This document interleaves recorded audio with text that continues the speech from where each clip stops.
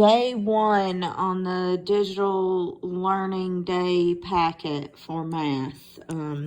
We have 25 to the third power raised to the third power.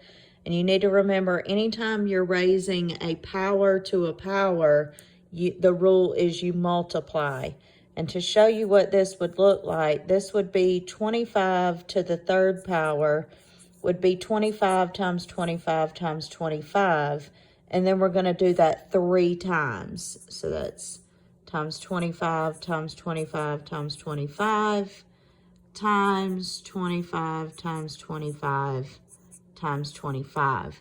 And that winds up being 25, 1, 2, 3, 4, 5, 6, 7, 8, 9 times, which is the same thing as 3 times 3. So anytime you have a power to a power, you just multiply. So that's 25 to the 9th power would be your answer.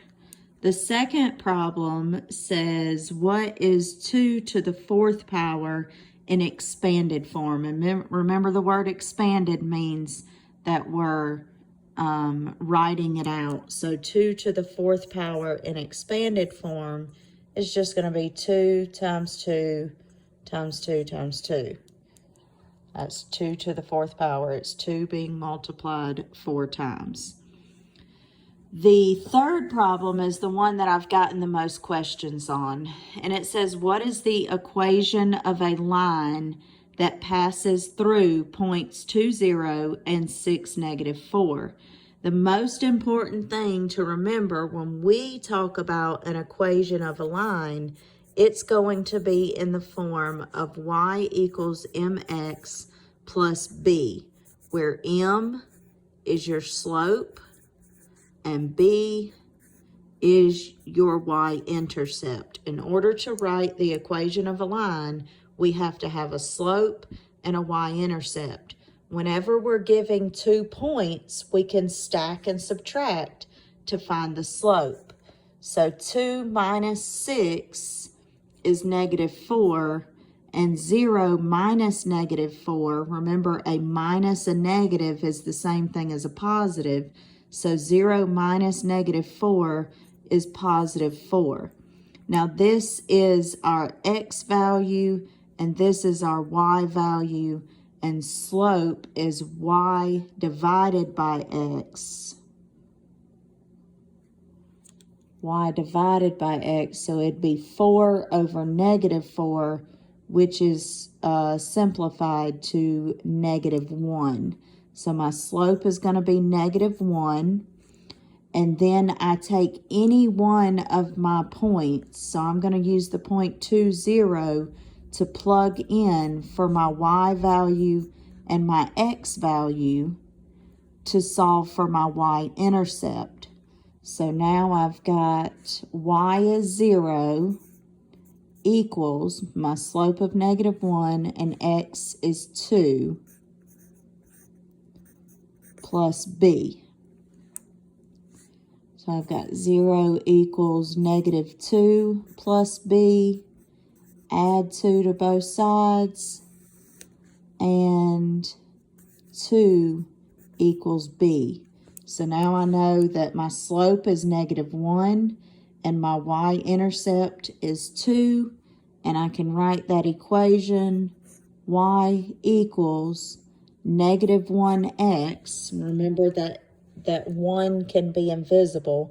-x implies -1x, plus 2. So that is the equation for a line that goes through the points 2, 0 and 6, -4. The next problem says, find the slope of the given sequence. And anytime you're given a sequence and you want to find slope, it's basically asking you to just find the pattern. So the pattern from 3 to 5, from 5 to 7, from 7 to 9 is you're adding 2. So I could just say that my slope is 2. But another way to do that is to create a table here. So I added the numbers 1, 2, 3, 4 under the table, and you could pretend like these were points. You could pick any 2 points with an X, comma, Y. So it would be like having 0.73 and 0.52. You could stack and subtract, and that would be 2 and 1, and you would have 2 over 1. I think I did that backwards. You need to flip the X and the Y, but anyways, the pattern here is you're adding 2, and it would still be 2 over 1 for your slope, which simplifies to 2. And number 5 says Ginger bought a soda for $3 and 4 bags of chips. She spent a total of $11. That should say write an equation that can be used to find the cost of each bag of chips. Use the variable C for the cost of each bag of chips.